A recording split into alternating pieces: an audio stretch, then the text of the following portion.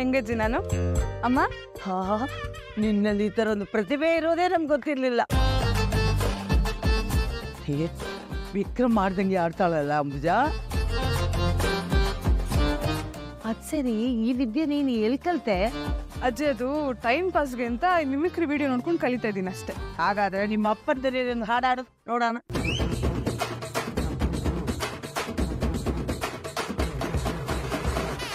ಅಪ್ಪನ್ ಧ್ವನಿನ? ಅಜ್ಜಿ ಏನ್ ಅನ್ಕೊಂಡಿದ್ದೀರ ಅಜ್ಜಿ? ನನ್ನ ಅದಕ್ಕೆ ತುಂಬಾ ಪ್ರಾಕ್ಟೀಸ್ ಮಾಡ್ಬೇಕು. ಹೆಚ್ಚು ಕಮ್ಮಿ ಅಂದ್ರೆ 1 ತಿಂಗಳಾದ್ರೂ ಬೇಕು ಅದನ್ನೆಲ್ಲ ಹಂಗೆ ಹಾಡಕ್ಕೆ. ಇವಾಗ ಆಗಲ್ಲ ಅಜ್ಜಿ. ಅಜ್ಜರಿ ನೀವೇನು ಬಂದಿದ್ದಲ್ಲಿ? ಹಾಗೆ ಸುಮ್ಮನೆ ಬಂದ್ವಿ ಕಣೆ. ಹೌದಾ? ಹಾಗಿದ್ರೆ ಹೊರಡಿ, ಅದು ನನ್ನ ರೂಮ್ ಕ್ಲೀನ್ ಮಾಡಬೇಕು. ಆಯ್ತಮ್ಮ, ನಾವು ಬರ್ತೀವಿ.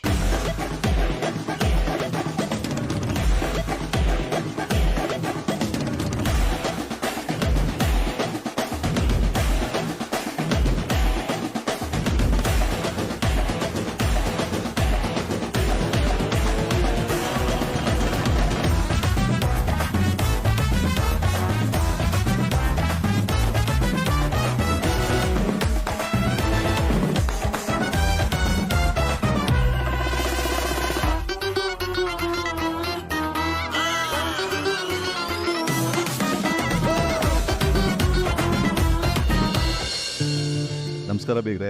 ಓ ನಮಸ್ಕಾರ ಶಿವಪ್ಪ, ಕೂತ್ಕೊಳ್ಳಿ.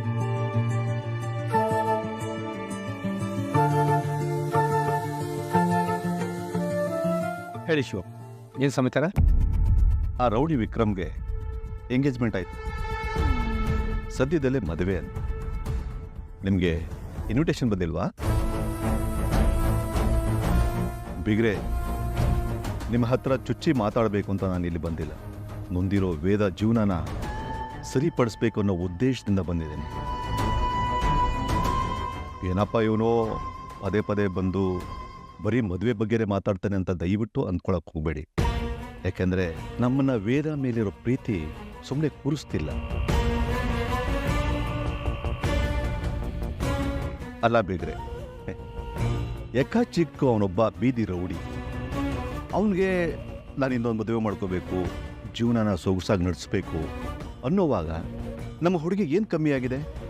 ನಾವೆಲ್ಲರೂ ಯಾಕೆ ಥರ ಯೋಚನೆ ಮಾಡ್ತಾ ಕೂತಿರ್ಬೇಕು? ಅಪ್ಪ, ಮಾವ ಹೇಳ್ತಾ ಇರೋದ್ರಲ್ಲಿ ಏನು ತಪ್ಪಿದೆ? ನಮ್ಮ ವೇದಾಗ ಏನು ಕಮ್ಮಿ ಆಗಿದೆ?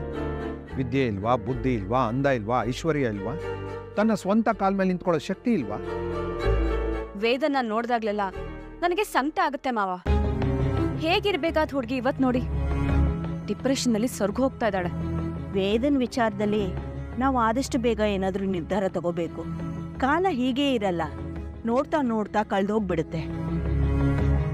ಅದೇನೋ ನಿಜಾನೇ, ಆದರೆ ಅದನ್ನ ನಿರ್ಧಾರ ಮಾಡಬೇಕಾಗಿರೋರು ನಾವಲ್ಲ, ವೇದ. ವೇದಾಗೆ ಸ್ವಂತ ನಿರ್ಧಾರ ತಗೊಳ್ಳೋ ಶಕ್ತಿ ಇಲ್ಲ. ಆ ರೌಡಿನ ನಂಬ್ಕೊಂಡು ಹೋಗಿದ್ದೆ ಅದಕ್ಕೆ ಉದಾಹರಣೆ. ಕರೆಕ್ಟಾಗಿ ಹೇಳಿದ್ರೆ, ಬುದ್ಧಿ ಇರೋ ಯಾವುದೇ ಹುಡುಗಿ ಆದ್ರೂ ದಟ್ಟಿ ತರ ಆತರ ಬದುಕನ್ನ ಹುಡ್ಕೊಳ್ತಾಳ ಮಾವ. ಆ ಥರ ನಿರ್ಧಾರ ತಗೊಂಡು ಅವಳೇನಾದ್ರೂ ಗೆದ್ದು ಬಂದ್ಲ, ಸೋತು ತಲೆ ತೆಗೆಸ್ಕೊಂಡು ವಾಪಸ್ ಬಂದಿದ್ದಾಳೆ. ಆ ರೌಡಿ ಮದುವೆ ಆಗೋದಕ್ಕಿಂತ ಮುಂಚೆ ನಮ್ಮ ವೇದ ಮದುವೆ ಆಗಬೇಕು ಅನ್ನೋದು ನನ್ನ ಅಭಿಪ್ರಾಯ. ಆಗ ಅವ್ರಿಗೆ ಗೊತ್ತಾಗತ್ತೆ ಅವ್ರಿಗಿಂತ ನಾವು ದೊಡ್ಡೋರು ಅಂತ ಅರ್ಥ ಆಗುತ್ತೆ ಅವ್ರಿಗೆ. ಸಮಯ ತುಂಬ ಕಡಿಮೆ ಇದೆ ಅಪ್ಪ, ನೀವು ತಕ್ಷಣ ಒಂದು ನಿರ್ಧಾರಕ್ಕೆ ಬರಲೇಬೇಕು. ಮಾವ, ನೀವು ಹೂ ಅಂದ್ರೆ ನಮ್ ಪ್ರೀತು ಈಗ್ಲೇ ಮದ್ವೆ ಆಗೋದಿಕ್ಕೆ ರೆಡಿ ಆಗಿದ್ದಾನೆ. ನಿಮ್ಗೆಲ್ಲರ ಆರ್ಗ್ಯುಮೆಂಟ್ಸು ಸರಿಯಾಗೇ ಇದೆ, ಆದರೂ ಅವಸರ ಪಡೋದು, ಸ್ವಲ್ಪ ಸಮಯ ಕೊಡೋಣ. ನೀವೇ ಹೇಳಿದ್ರಲ್ಲ, ವೇದ ತಗೊಂಡ ನಿರ್ಧಾರ ತಪ್ಪು. ನಾನು ತಗೊಂಡಿರೋ ನಿರ್ಧಾರ ತಪ್ಪು ಅಂತ ನಮಗಿಂತ ಮುಂಚೆ ಅವಳಿಗೆ ಅರ್ಥ ಆಗಬೇಕು. ಯಾವ ಕಾರಣಕ್ಕೂ ನನ್ನಿಂದ ಅವನು ಮನೆಯಿಂದ ಹೊರಗಾಕಲ್ಲ ಅಂತ ಬೀಗ್ತಾ ಇದ್ದೊಳಗೆ ಸೂಟ್ ಕೇಸ್ ಇಟ್ಕೊಂಡು ಮನೆಯಿಂದ ಹೊರಗೆ ಬಂದೆ. ಆಗ ಮೊದಲನೇ ಸೋಲಾಯಿತು. ನನ್ನ ಬಿಟ್ಟು ಬೇರೆ ಯಾವ ಹೆಣ್ಣನ್ನು ಕಣ್ಣೆತ್ತಿ ನೋಡಲ್ಲ ಅಂತ ಚಾಲೆಂಜ್ ಮಾಡ್ತಿದ್ದೊಳಗೆ ಅವನು ಎಂಗೇಜ್ಮೆಂಟ್ ಮಾಡ್ಕೊಂಡ. ಅದು ಎರಡನೇ ಅದರಿಂದ ಅವಳು ಡಿಪ್ರೆಷನ್ಗೆ ಹೋಗಿದ್ದ. ಇಂಥ ಸಮಯದಲ್ಲಿ ನಾವು ಅವಳಿಗೆ ಮದುವೆ ಒತ್ತಡ ಹೇರಿದ್ರೆ ಅವಳಿಗೆ ಬದುಕಿನ ಬಗ್ಗೆ ವಿರಕ್ತಿ ಬಂದರೂ ಬರಬಹುದು. ಸ್ವಲ್ಪ ಚೇತರಿಸ್ಕೊಳ್ಳೋದಕ್ಕೆ ನಾವು ಸಮಯ ಕೊಡೋದು. ಈ ಸಲ ಅವಳು ತಗೊಳ್ಳೋ ನಿರ್ಧಾರ ಸರಿಯಾಗೇ ಇರುತ್ತೆ ಅಂತ ನನಗೆ ನಂಬಿಕೆ. ಅಲ್ಲಿವರೆಗೂ ಜನರ ಬಾಯಿ ಸುಮ್ಮನೆ ಇರಬೇಕಲ್ವ ಬೇ? ಜನರನ್ನ ಮೆಚ್ಚೋದಕ್ಕೆ ಜನಾರ್ದನನ ಕೈಲೇ ಆಗಲ್ಲ ಅಂತಾರೆ. ಇನ್ನು ನಾವು ನೀವು ಯಾವ ಲೆಕ್ಕ? ಯಾರು ಏನು ಬೇಕಾದರೂ ಆಡ್ಕೊಳ್ಳಿ, ನನಗೆ ನನ್ನ ಮಗಳ ಯೋಗಕ್ಷೇಮ ಮುಖ್ಯ.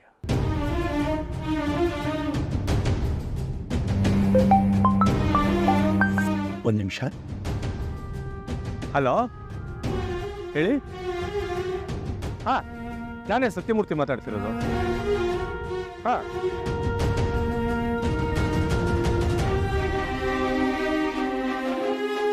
ಏನಮ್ಮ ಅಂಬುಜಾ, ನಾನು ಯಾವ ರೀತಿ ಹೇಳಿದ್ರು ನಿಮ್ಮ ಯಜಮಾನ್ರು ಬಗ್ಗೋಲ್ಲ ಅಂತಾರೆ. ನೀವೇನು ಯೋಚನೆ ಮಾಡಬೇಡಿ ಅಣ್ಣ, ಅವ್ರನ್ನ ಹೇಗೆ ಬಗ್ಗಿಸ್ಬೇಕು ಅಂತ ನಮಗೆ ಚೆನ್ನಾಗಿ ಗೊತ್ತು.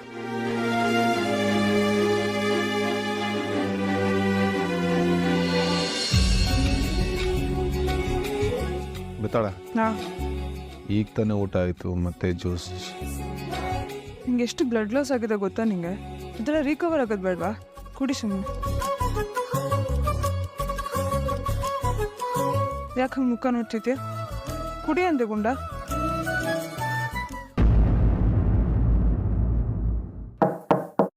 ವೇದಾ,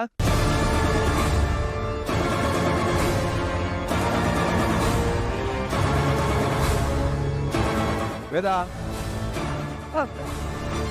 ಅಣ್ಣ ಬಂದೆ.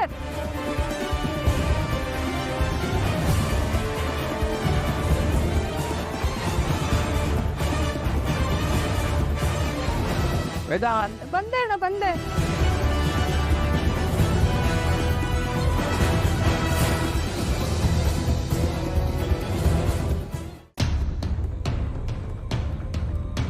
ಅಣ್ಣ,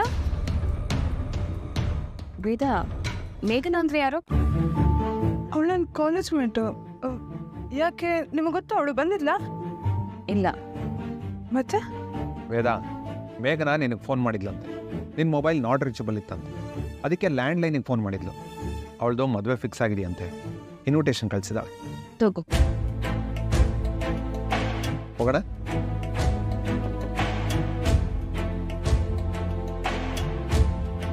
ವೇದಾ, ಹೊರಗಡೆ ಗೋಡೆ ತುಂಬ ಒದ್ದೆ ಆಗಿದೆಯಂತೆ. ಯಾವುದೋ ಬಾತ್ರೂಮ್ ಟ್ಯಾಪ್ ಲೀಕ್ ಆಗ್ತಾ ಇದೆ ಅಂತ ಕೆಲ್ಸದವ್ನು ಹೇಳ್ದ. ಯಾವುದಕ್ಕೂ ಒಂದ್ಸಲ ಚೆಕ್ ಮಾಡ್ಬಿಟ್ಟು.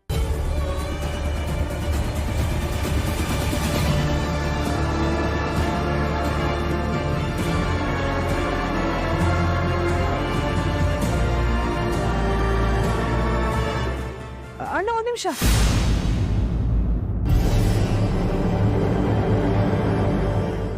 ಇಲ್ಲ ಅಣ್ಣ, ಆ ಥರ ಎಲ್ಲ ಏನು ಪ್ರಾಬ್ಲಮ್ ಇಲ್ಲ. ಟ್ಯಾಪ್ ಕರೆಕ್ಟಾಗಿ ವರ್ಕ್ ಆಗ್ತಿದೆ, ನಿಜ ಏನು ಪ್ರಾಬ್ಲಮ್ ಇಲ್ಲ.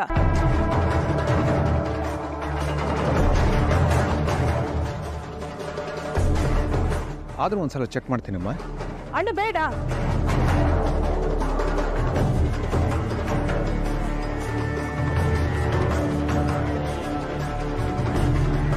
ಅಂದರೆ ಅಣ್ಣ, ಅದು ಸ್ನಾನ ಮಾಡಿ ಬಂದಲ್ಲ, ಬಟ್ಟೆ ಎಲ್ಲ ಹಾಗೆ ನೆನ್ಸಿಟ್ಟು ಬಂದಿದ್ದೀನಿ. ಅದಕ್ಕೆ ಅಣ್ಣ ಪ್ರಾಬ್ಲಮ್ ಏನಿಲ್ಲ ಅಣ್ಣ, ಟ್ಯಾಪ್ ಎಲ್ಲ ಕರೆಕ್ಟಾಗಿ ವರ್ಕ್ ಮಾಡ್ತಿದೆ. Are you sure? ಎಸ್.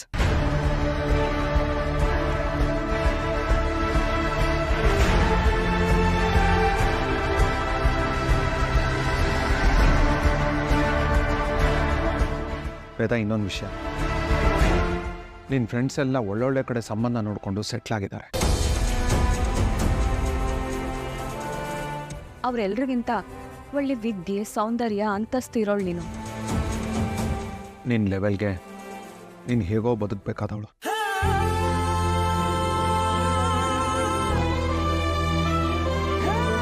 ಆಗಿದ್ದಾಗೋಯ್ತು. ನಿನ್ನ ಹಳೆ ಬದುಕನ್ನ ಒಂದು ಕೆಟ್ಟ ಕನ್ಸು ಅಂತ ಮರೆತು ನಿನ್ನ ಫ್ಯೂಚರ್ ಬಗ್ಗೆ ಗಮನ ಕೊಡು ವೇದ. ವೇದಾ, ಈಗ ನೀನು ಮುಂದೆ ಇರೋ ಒಳ್ಳೆ ಬದುಕನ್ನು ನೀನು ಆರಿಸ್ಕೋತೀಯ ಅಂತ ನಾವು ಅಂದ್ಕೊಂಡಿದ್ದೀವಿ.